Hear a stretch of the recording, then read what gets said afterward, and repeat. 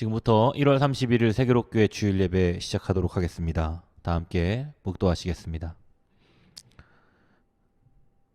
여호와여, 그의 백성을 속량하시며 그의 언약을 영원히 세우셨으니 그의 이름이 거룩하고 지존하시도다. 여호와를 경외함이 지혜의 근본이라. 그의 계명을 지키는 자는 다 훌륭한 지각을 가진 자이니 여호와를 찬양하면 영원히 계속되리로다. 아멘.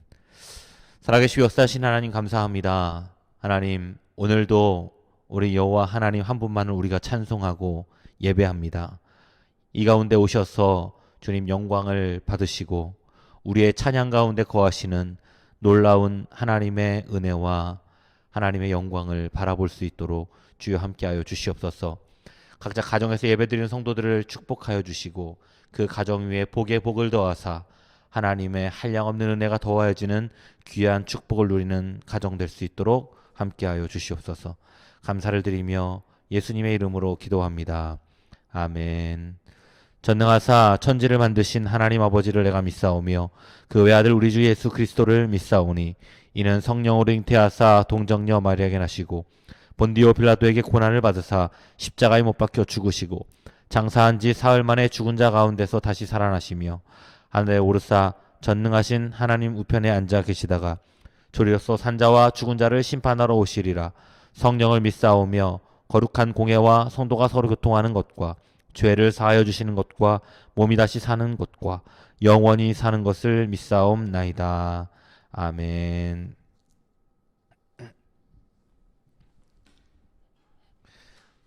우리 다 함께 찬송가 180장을 찬송하시겠습니다. 찬송가 180장입니다. 하나님의 나팔 소리 천지 진동할 때에 예수 영광 중에 구름 타시고 천사들을 세계 만국 모든 곳에 보내어 구원받은 성도들을 모으리. 나팔 불 때 나의 이름 나팔 불 때 나의 이름 나팔 불 때 나의 이름 부를 때에 잔치 참여하겠네. 무덤 속에 잠자는 자 그때 다시 일어나 영화로운 부활 승리 얻으리. 주가 택한 모든 성도 구름 타고 올라가 공중에서 주의 얼굴 배우리. 나팔 불 때 나의 이름 나팔 불 때 나의 이름 나팔 불 때 나의 이름 부를 때에 잔치 참여하겠네. 주님 다시 오실 날을 우리 알 수 없으니 항상 기도하고 깨어 있어서 기쁨으로 보좌 앞에 우리 나가서도록 그때까지 참고 기다리겠네. 나팔 불 때 나의 이름 나팔 불 때 나의 이름 나팔 불 때 나의 이름 부를 때에 잔치 참여하겠네. 아멘. 네, 우리 시간 광고 말씀 드리도록 하겠습니다. 특별한 광고사항은 없습니다. 성도님들 잘 지내고 계시죠?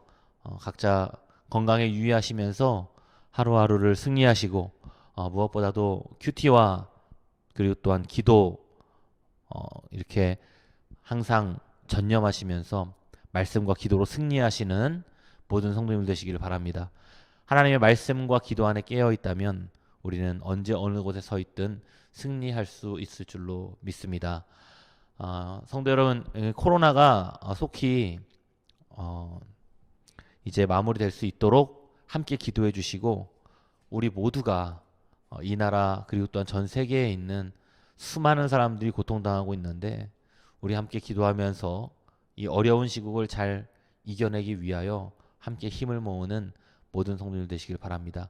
우리가 그리스도인으로서 먼저 기도하고 그리고 또한 우리가 먼저 솔선수범하는 모든 성도들 되시기를 간절히 축복합니다.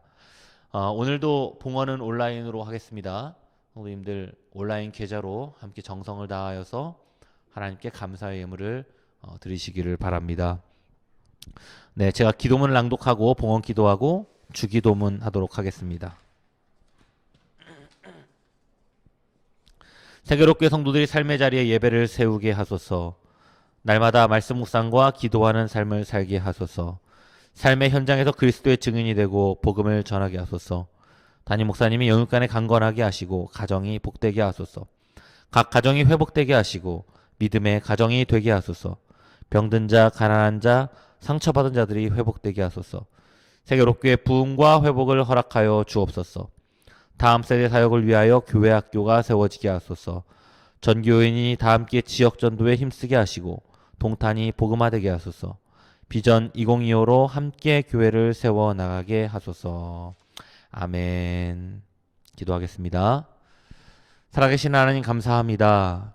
하나님, 끝나지 않는 이 코로나 바이러스로 인하여서 하나님 경제적으로 그리고 또한 여러 가지 우울감으로 힘들어하고 있는 많은 사람들이 있습니다.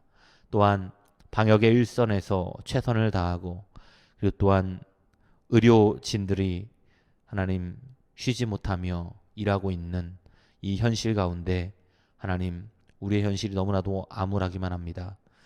하나님 이 세상에 이 아픔과 고통이 우리에게 주어졌는데 하나님 우리는 이 가운데서 무엇을 발견하고 우리는 무엇을 깨달으며 그리고 또한 앞으로의 미래를 어떻게 계획하며 나아가야 할까요? 주님께서 우리에게 응답하여 주시고 우리에게 세밀한 음성을 들려주셔서 우리가 이 어려운 시기에 무엇을 해야 하며 무엇을 생각해야 하며 무엇을 말해야 하며 어떤 계획을 세워야 하는지 하나님 깨닫게 하여 주시옵소서. 그래서 이 어렵고 힘든 시기를 모두가 잘 이겨낼 수 있도록 인도하여 주시고 손에 손을 잡고 함께 기도하고 말씀을 묵상함으로 말미암아 승리하는 모든 세계롭게 성도들이 될 수 있도록 주여 함께하여 주시옵소서. 지금 이 시간에도 병들고 상처받고 그리고 또한 치료가 필요한 많은 사람들이 있습니다. 하나님 그들을 축복하여 주시고 하나님 그들에게 하나님의 크신 은혜가 더하여질 수 있도록 주님 함께하여 주시옵소서. 오늘 감사의 예물을 드린 귀한 손길들이 있습니다. 축복하여 주시고 하나님 그들의 삶과 그리고 또한 그들의 비전과 그리고 가정과 모든 꿈들이 정말로 주님 안에서 하나님 다 이루어지는 놀라운 역사를 경험하게 하여 주시옵소서. 하나님께 드려지는 예물이 하나님 아름답고 거룩한 곳에 사용되어질 수 있도록 주님 축복하여 주시고 하늘의 영광만 가득한 일들이 우리 가운데 있을 수 있도록 하나님 함께하여 주시옵소서. 감사를 드리며 예수님의 이름으로 기도합니다. 아멘. 네, 우리 하나님 말씀 보도록 하겠습니다. 오늘 우리에게 주신 하나님 말씀은 마태복음 22장 23절에서 33절까지의 말씀입니다. 마태복음 22장 23절에서 33절까지의 말씀입니다.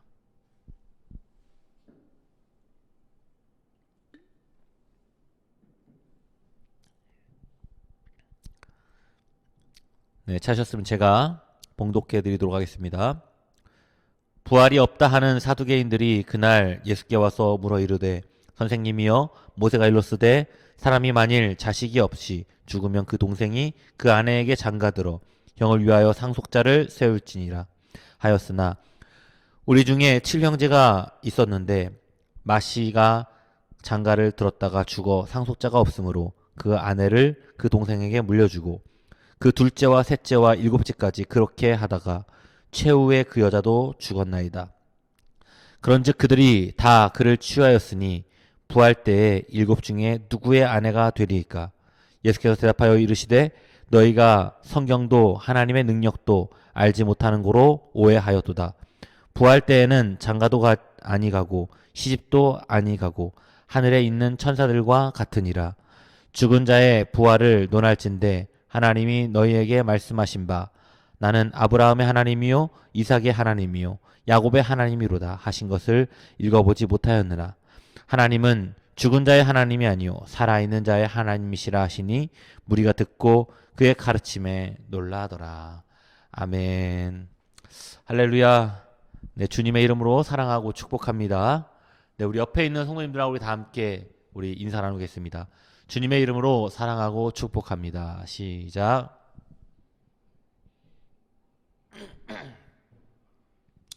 네, 오늘 부활 논쟁이라는 주제로 우리 하나님 말씀 함께 나누도록 하겠습니다. 예수님을 공격하기 위해서 바리새인들과 헤롯 당원들 그들이 했던 첫 번째 질문은 바로 로마 황제에게 세금을 바쳐야 하냐 말아야 하냐 하는 에 대한 질문이었습니다. 이에 대해서 예수님께서 현명한 답변을 하셨습니다. 그러자 이제 두 번째 공격이 예수님께 들어오기 시작하는데 바로 예수님을 두 번째로 공격한 무리들이 바로 사두개인이라는 그 분파였습니다. 이 사두개인들이 예수님께 무엇으로 공격하기 시작하냐면 부활에 대한 질문으로 예수님을 궁지에 몰아넣기 시작했습니다. 우리가 이런 장면들을 보면 우리는 당시 유대교 종교 지도자들이 총동원되어서 예수님을 음해하고 반대했다는 사실을 우리는 엿볼 수가 있습니다. 바리새인들, 헤롯 당원들, 서기관들, 사두개인들까지 이들이 총동원해서 정치적 이익 그리고 그들이 가지고 있는 가치관이 다름에도 불문하고 예수님을 공격하기 위해 이들이 하나가 됐다라는 것을 우리는 이 성경 말씀을 보면서 우리는 알 수 있는 것입니다. 그럼 오늘 예수님을 공격하고 나서는 이 사두개인들은 어떤 사람들인가? 바로 이 사두개인들은 다윗 시대 대제사장이었던 사독이라는 사람이 있었는데 바로 이 사독의 후손들과 그리고 그 사독의 후손들을 추종하는 모든 무리들을 바로 사두개인들이라고 부릅니다. 이 사두개파는 이 마카비 시대에 생겨나서 AD 70년 예루살렘이 멸망할 때까지 바리새파와 양대 산맥을 이루었던 유대교의 한 분파입니다.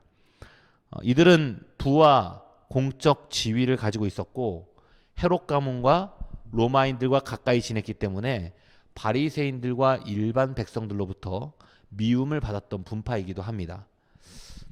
그들은 구전으로 전해오는 전통을 거부하는 사람들이었고 구약 성경의 권위도 믿음과 윤리에 관련된 모세 오경만을 인정하였고 영혼 불멸성이나 또는 부활 그리고 내세 이런 것들은 믿지 않았던 그런 분파입니다.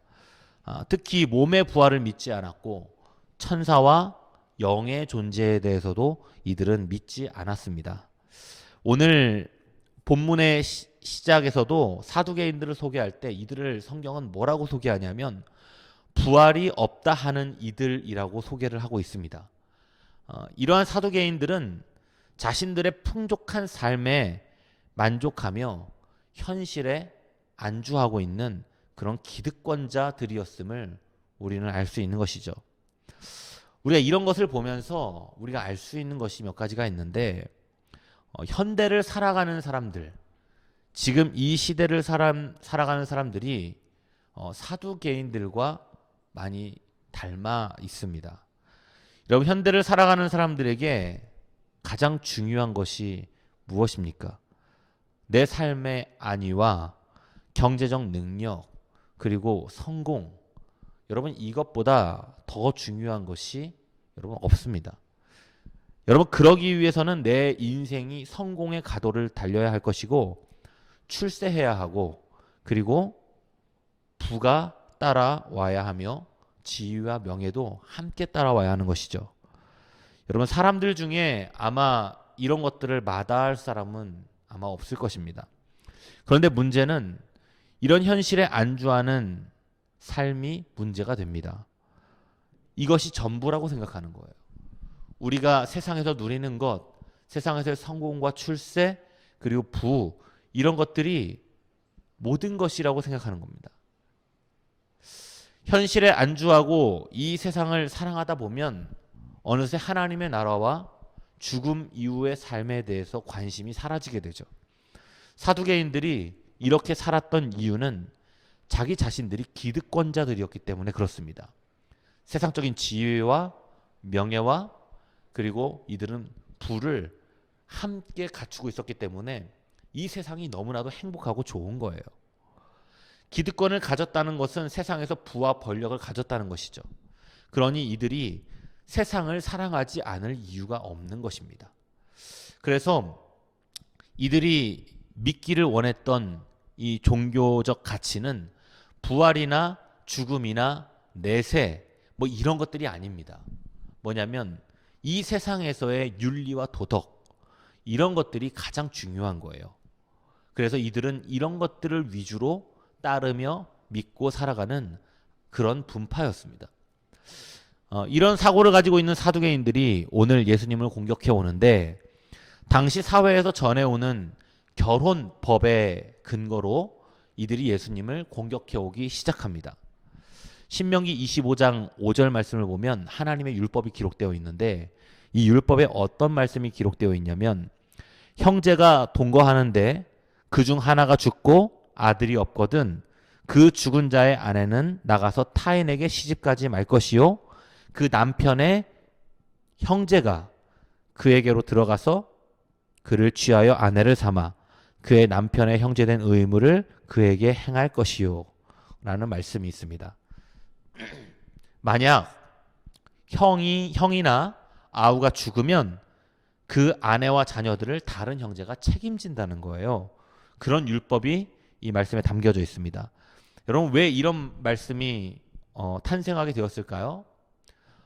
고대 사회에서 고대 팔레스타인 일대 사회에서 여자가 과부가 된다는 것은 곧 죽음을 의미하는 것입니다. 당시의 여성의 인권은 오늘날과 같은 인권적 형성이 되어 있는 것도 아니었고 그리고 남편이 죽게 되면 과부가 된 여인은 먹고 살 길이 막막해질 수밖에 없었기 때문에 형의 아내가 과부가 돼요. 만약에 형이 죽어서 그 아내가 과부가 된다면 이 여인의 인생을 그 동생이 책임져 주는 그 개념으로 이런 법들이 나오게 된 것이죠. 이 법에 대한 이야기를 가지고 사두개인들이 예수님을 공격해 오는 것입니다. 여러분 이 법이 이스라엘 역사에서 얼마나 잘 지켜졌는지는 모르겠지만 사두개인들은 이러한 모세의 율법과 명령을 굉장히 중요하게 생각했던 분파입니다. 특히 이들은 결혼 제도가 부활이 없다는 것을 증명해 보이는 아주 중요한 요소라고 생각했습니다. 왜냐하면 부활했을 때 천국에 올라갔을 때 이 결혼 문제, 이 결혼 제도의 문제가 아주 심각하게 야기될 것이라고 이들은 보았기 때문에 그런 것입니다. 신명기 율법에 의하면 형이 먼저 죽으면 형의 아내를 동생이 아내로 취해야 하는데 그렇다면 천국에 가면 그 천국에는 모두가 모여 있을 텐데 그럼 이 아내는 누구의 아내가 되냐는 것입니다. 이런 문제로 지금 사두개인들이 예수님께 부활에 대해서 설명해 보라고 이야기하고 있는 것입니다. 이런 문제를 어떻게 할 것이냐? 부활이 이런 문제를 해결할 수 있느냐라는 이야기를 하는 것입니다. 그들이 이러한 오류를 범하게 된 이유는 크게 두 가지인데 첫 번째로는 이들은 성경을 자기 마음대로 해석했기 때문에 그런 것입니다. 여러분 누구든지 성경은 사사로이 풀면 안 된다. 그렇게 하면 오류를 범하게 된다라는 말씀이 있죠. 두 번째로는 그들이 성경 전체를 하나님의 감동으로 기록된 하나님의 말씀으로 인정하지 않고 있기 때문에 그런 것입니다. 성경의 아주 일부분인 모세 오경만 하나님의 말씀으로 인정하고, 그리고 다른 성경들은 하나님의 말씀으로 인정하지 않는 그들의 특성이 있었죠. 성경을 이해하고 성경을 풀어나가는 데 있어서 가장 중요한 것은 성경입니다. 신약 성경과 구약 성경이 이어지고, 구약의 말씀이 이해가 안 될 때 신약의 말씀을 들여다봐야 하고, 신약의 말씀이 이해가 되지 않을 때는 구약의 말씀을 들여다보는 것이 바로 성경을 해석하는 아주 중요한 요소가 되는 것이죠. 성경 전체를 인정하고 받아들이지 않을 때 이것이 불가능해집니다. 성경의 일부만 인정하고 받아들이지 않는 사두개인들처럼 자의적으로 성경을 해석하는 잘못을 범하게 되면 결국 그리스도를 거부하는 사태까지 이르게 되는 것입니다. 오늘 25절, 26절 말씀을 보면 이들은 더 가관입니다. 만약 7명의 형제가 있다고 생각해 보자고 합니다. 첫째가 죽어서 아내를 둘째가 취하고, 둘째가 죽어서 이 아내를 셋째가 취하고, 셋째가 죽어서 이 아내를 넷째가 취하고, 이렇게 7형제가 반복하게 되고, 그리고 마지막에 이 아내까지 죽게 된다면 이들이 부활했을 때, 하나님 나라에 갔을 때 이 아내는 누구의 아내가 되느냐, 이 질문을 예수님께 던지면서 예수님을 궁지로 몰아가는 것입니다. 여러분, 사실 이러한 문제는 실현 가능성이 없고 굉장히 불필요한 논쟁거리입니다. 여러분, 토론이라는 것은 주제가 어떤 것이냐에 따라 이 토론에 가치가 있는 것이고, 이러한 불필요한 토론은 사실 토론의 질을 떨어뜨리는 논쟁일 뿐인 것이죠. 여러분, 이런 말이 있습니다. 사소한 일에 죽자고 덤벼들지 마라. 여러분, 유대 종교 지도자들을 가만히 지켜보면 이런 경우가 상당히 많죠. 예를 들자면 식사하기 전에 손을 씻어야 하는 문제, 이 문제가 여러분 신학적으로 토론을 해야 할 만큼 중요한 주제는 아닙니다. 하지만 유대교 종교 지도자들은 하나님의 뜻에 대해서 철저히 외면하면서도 이러한 사소한 것에는 지나치게 집착하는, 그야말로 사소한 것에 죽자고 덤벼드는 사람들이었어요. 이것은 곧 하나님의 진정한 뜻과 계획에는 관심이 있는 것이 아니고 사람들이 정해놓은 질서나 아주 작은 것에 집착하는 아주 이상한 모습들을 우리는 이들에게서 찾아볼 수 있는 것이죠. 이사야서 29장 13절 말씀을 보면 이 백성이 입으로는 나를 가까이 하며 입술로는 나를 존경하나 그 마음은 내게서 멀리 떠났으니 그들이 나를 경외함은 사람의 계명으로 가르침을 받았을 뿐이니라. 이들이 하는 행태는 중요한 본질은 외면하고 외형적인 것만 중요하게 생각하는 이런 모습들이 있습니다. 사두개인들은 결국 7명의 형제의 아내가 되었던 이 여인도 죽었다고 하였습니다. 앞에서도 밝혔듯이 이 이야기는 사실에 근거한 것이 아니라 사두개인들의 이 상상에서 나온 이야기입니다. 그들은 예수님을 공격하고자, 예수님을 궁지에 몰아놓고자 가상의 이야기를 예수님께 던지면서 질문을 하는 것이죠. 가정이긴 하지만 우리는 이 사두개인들의 이야기에서 한 가지 분명한 사실을 발견하게 됩니다. 그것은 인간은 누구나 죽는다는 것입니다. 모든 사람이 여러분 다 사실은 죽음을 향해 달려가고 있는 존재들이죠. 우리는 죽음이라는 인생의 종착역을 향해 고속으로 질주하는 열차에 타고 있는 것과도 같습니다. 욥은 욥기 9장 25절 말씀에 나의 날이 체부보다 빠르니 달려감으로 복을 볼 수 없구나 라는 탄식을 했었죠. 여기에 나오는 체부라는 말은 우편 배달부를 뜻하는데 메시지를 신속하게 전달하는 자라는 뜻이 있습니다. 우리의 삶은 쉬지 않고 가장 빠르게 달려가는 사람보다 더 빠르게 지나간다는 뜻이에요. 여러분, 우리가 어디로 달려갑니까? 우리는 무엇을 향해 그렇게 빠르게 달려가고 있습니까? 바로 죽음이라는 종착역을 향해 우리는 달려가고 있는 것입니다. 모세는 자기 자신의 기도에서 인생이라는 것을 이렇게 표현하고 있어요. 인생의 길이가 고작해야 70년, 80년이라고 그렇게 이야기하고 있죠. 여러분, 언뜻 보면 사람의 인생이 길게 느껴질 수도 있지만 사실은 사람의 인생은 눈 깜짝할 사이에 지내버리는 아주 짧은 기간입니다.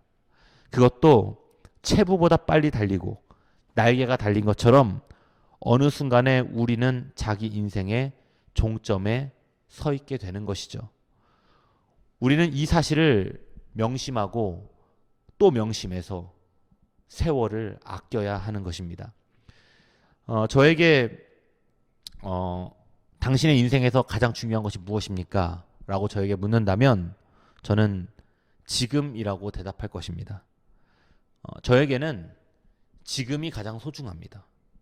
물론 사람이 먼 미래를 꿈꾸고 미래지향적인 목표를 향해 달려가야 하겠지만 그것보다 더 소중한 것은 다시 돌아오지 않을 지금입니다.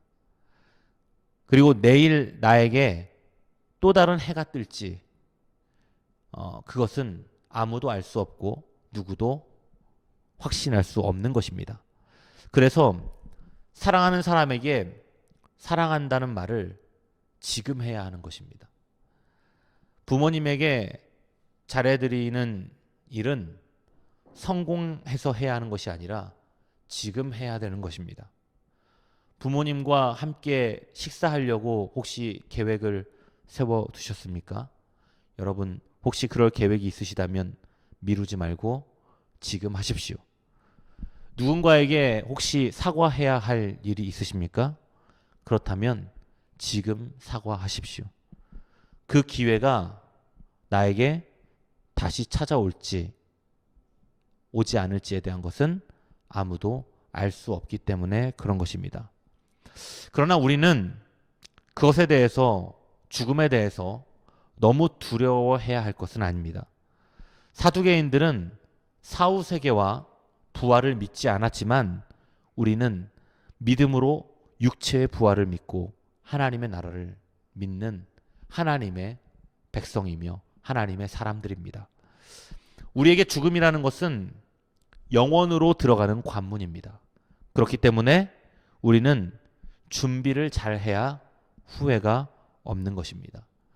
누구나 이 문턱을 넘어서면 돌이킴이 불가능합니다.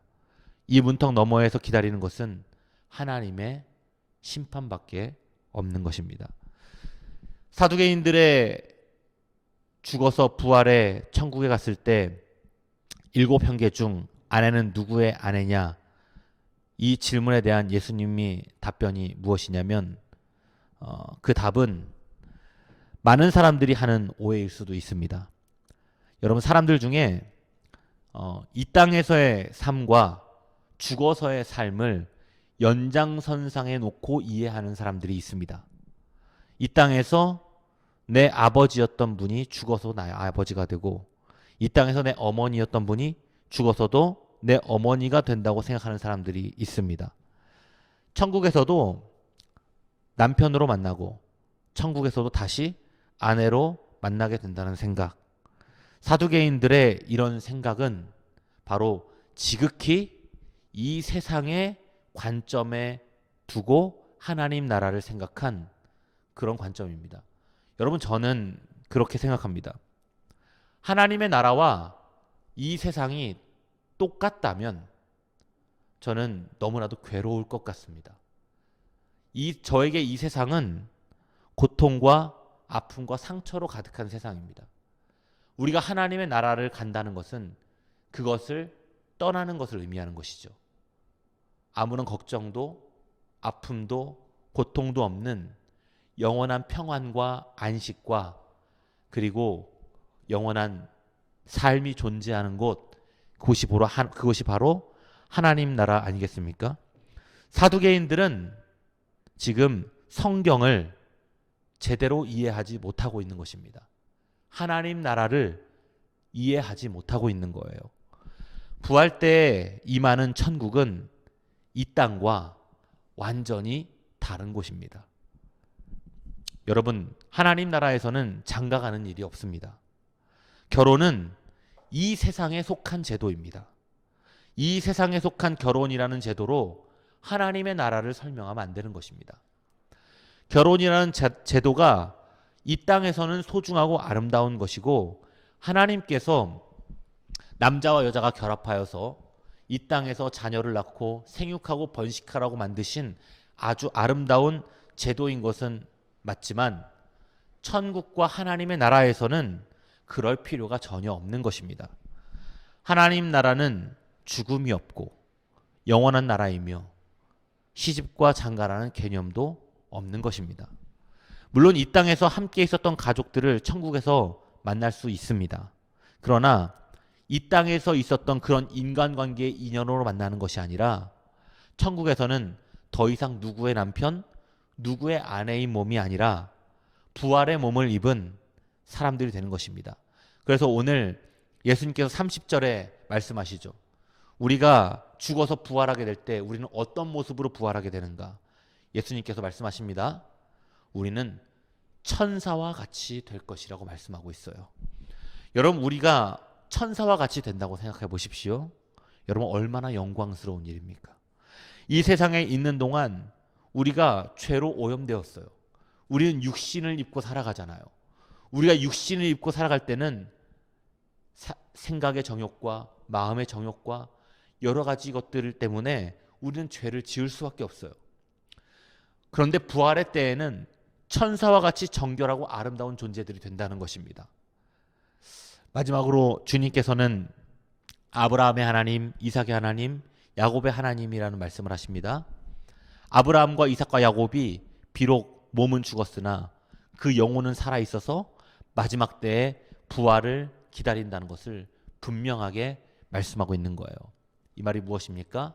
아브라함과 이삭과 야곱이 그 죽었던 몸들, 이전에 죽었던 모든 사람들이 부활의 때에 함께 다 같이 부활한다는 것을 말씀하고 있는 것입니다. 사랑하는 성도 여러분, 어떤 이들은 하나님에 대한 열심은 있으나 인정을 받지 못합니다.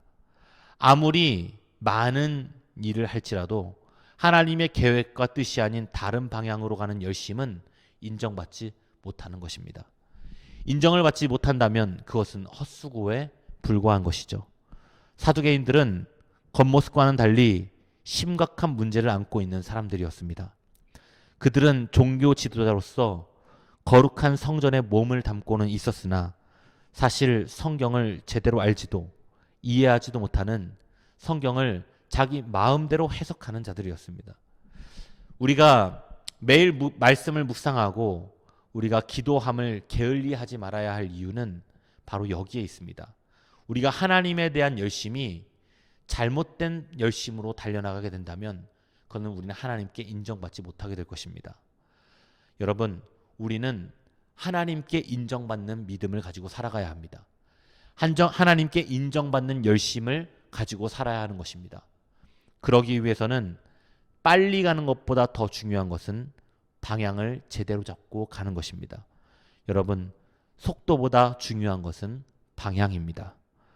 우리는 그렇게 믿음 생활을 해야 합니다. 올바른 방향, 그리고 올바른 잣대를 가지고 이 세상을 살아가야 하는 것입니다. 그렇게 우리는 믿음 생활하며 승리하는 모든 세계로교회 성도들 되시기를 간절히 바랍니다. 여러분의 삶 가운데 하나님의 말씀이 기준이 되어서 그 말씀의 능력으로 하루하루를 살아가시고 하나님께 인정받는 모든 믿음의 사람들이 되기를 간절히 축복합니다. 함께 기도하겠습니다. 살아계신 하나님, 감사합니다.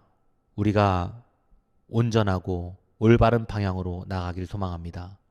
하나님, 속도보다 중요한 것은 방향이라고 했습니다. 우리가 올바른 방향으로 올바른 잣대를 가지고 말씀에 의지하여서 우리가 나아갈 수 있도록 주님 함께하여 주시옵소서. 방향이 없는 열정이 아닌, 열심이 아닌 방향이 바로 잡힌 열심과 열정으로 살아갈 수 있도록 주님 우리를 축복하여 주시옵소서. 우리는 하나님의 나라를 믿습니다. 그리고 또한 육체의 부활을 믿습니다.